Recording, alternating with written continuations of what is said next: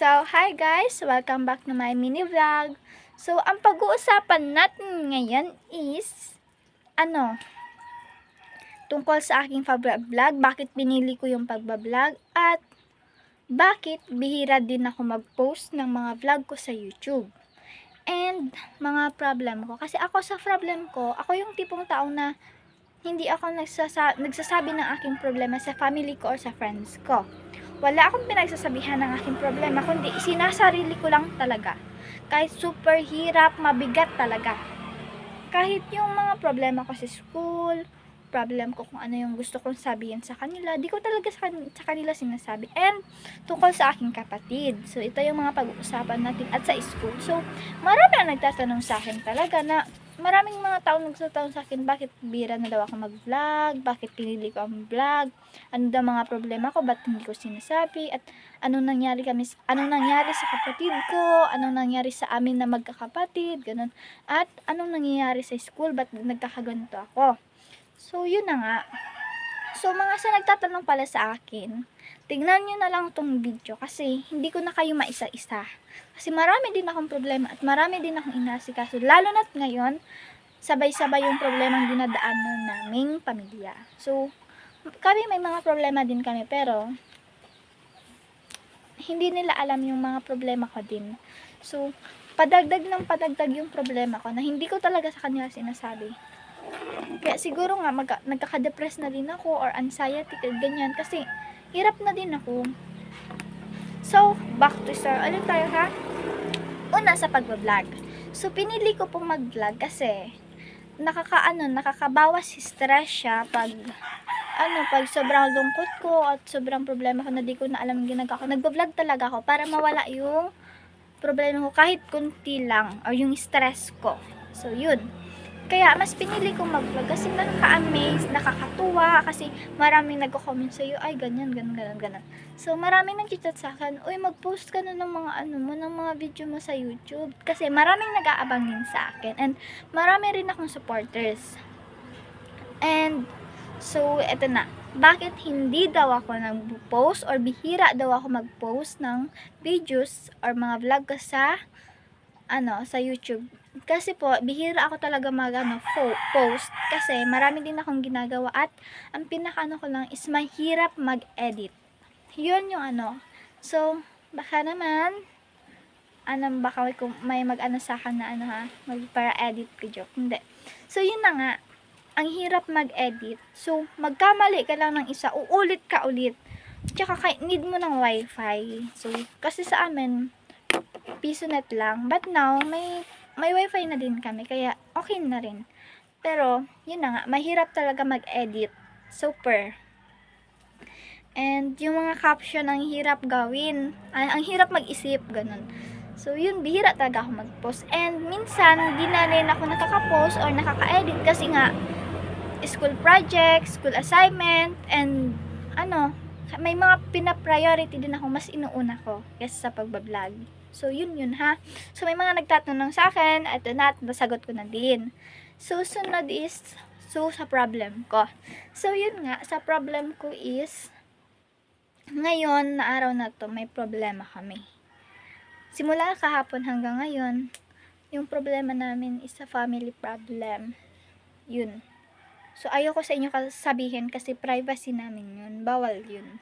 So, talaga pinakamahirap tong problema namin. Kahapon nga, iyak ako kasi parang hindi ko na kaya yung problema at sabay-sabay pa. Kaya, wala na akong kaya ayokong magsabi sa kanya kasi baka pag sinabi ko sa iba or sa mga kapatid, sa mga sa mga best friend ko, wala, baka kahit kasing payo nila sa akin, wala akong hindi ako sumusunod sa payo nila kahit sa mga magulang ko but hindi yung pinapayan nila ako na sinusunod ko rin, but itong problema ko ayoko sasabihin sa kanila. At kaming whole family is may problema talaga kami. Malaki yung problema, sana masolusyonan. Bukas nga aalis kami, may pupuntahan kami. So, araw ngayon ng Sabado at bukas is Linggo. Bukas may pupuntahan kami kasi importante yun kung matuloy. So, yun guys ha. ayokong sabihin yung privacy ko kasi ayoko ng basher. Kasi yung basher baka makadagdag pa sa depression ko. May depression na yata ako kasi lahat ng problema ko sinasarili ko. Kaya wala akong pinagsasabihan ni isa. Kaya baka may anxiety na ako or depression. Minsan din, kasi nakikita ako sa mga FB posts or sa naggo-google din ako minsan na ano ang symptoms ng anxiety or depression. Minsan may nakita ako dun na ang tawag dun, nahirapan sa paghinga, umiiyak ng walang dahilan, mga ganun yata. Ewan ko, basta ganun siya. Hindi ko alam. So, yun na nga. Sunod is sa kapatid. So, may nagtanong sa akin tungkol sa kapatid ko, bakit daw hiwa-hiwalay kami. 3 po kami magkakapatid. Ako yung panganay, yung pangalawa is babae, yung pangatlo is lalaki, yung bunso.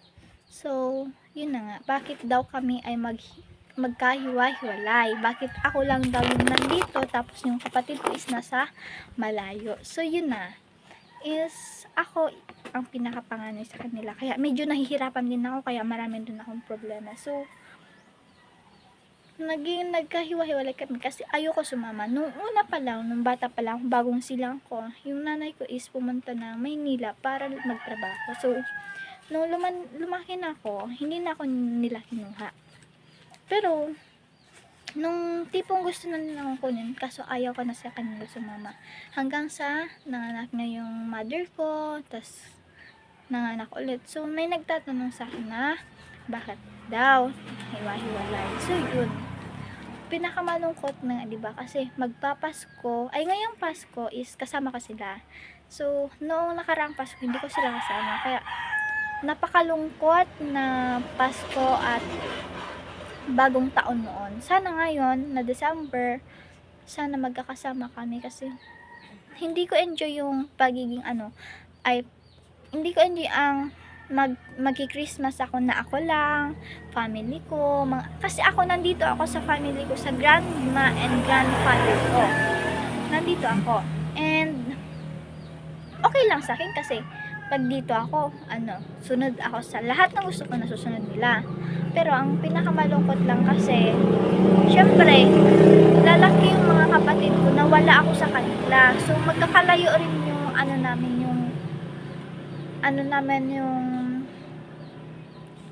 basta magkakalayo yung ugali sa isa't isa. So, yun. Kaya ang hirap. So, ako pa yung mag-a-adjust. So, ganun kahirap talaga ang dinadaanan ko ngayon. So, kailangan natin tanggapin na magkalayo talaga kami. Kaya, ako talaga ang mag-a-adjust sa kanila. And, next na, na sasagutin ko is tungkol sa school. Bakit daw nagkakaganto ako sa school na, like, parang binubuli ako sa school. Ganun yung mga kinakamusta nila yung school ko. But, yun na nga. Mahirap makisama sa mga taong walang yun. Mahirap makisama sa mga taong wala ka namang ginawa, pero ikaw yung mali, di ba? Kaya ako nahihirapan din. So, sa mga nagtatanong sa akin kung kamusta daw yung school ko, so yun, hindi maganda kasi ako yung mag-a-adjust kahit wala naman ako mali.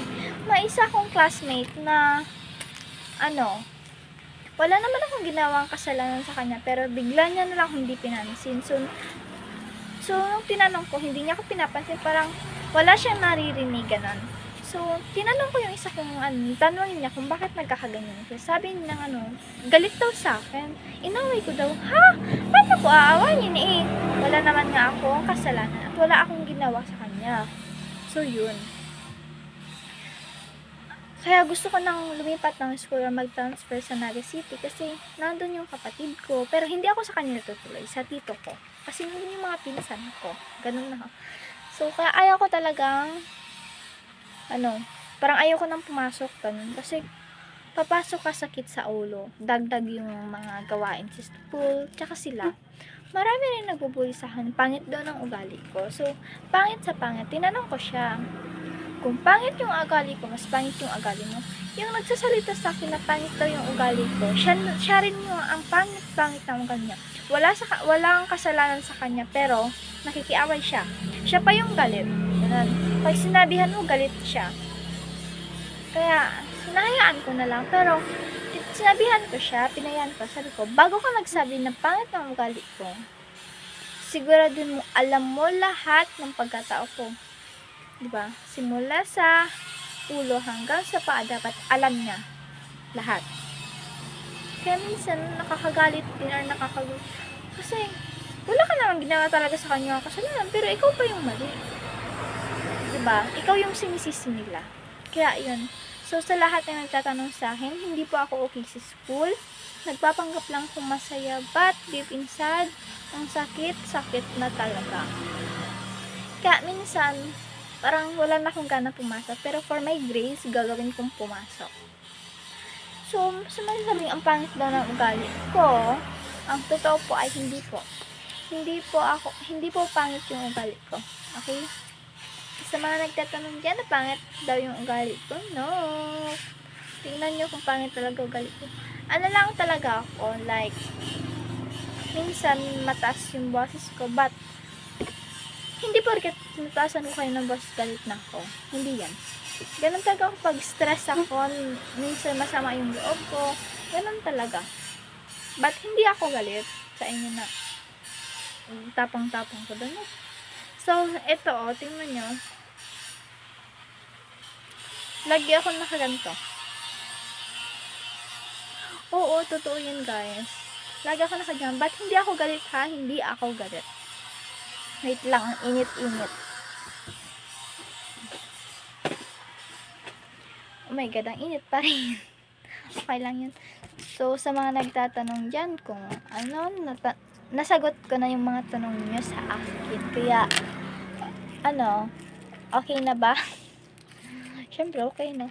So, baka may mag-ulit-ulit sa akin na magtanong na kung ano ba talaga nangyayari sa akin. Ito na, nasabi ko na lahat. Wala na akong tinagabat. Yung privacy problem namin, hindi ko sa inyo pwede sabihin. Baka may nagsabi naman, bakit ayaw sabihin? Siyempre, privacy namin yun. Bakit namin isasabi sa inyo, diba?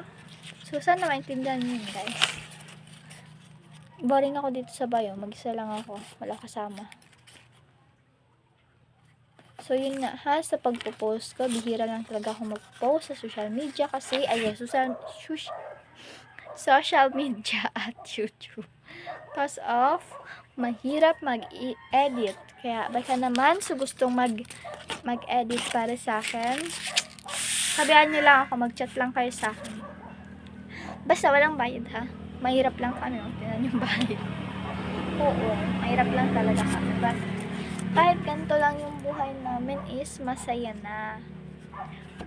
Kahit maraming problema na dinadaraanan namin at yun na nga, ako, may mabigat din akong pinagdadaanan.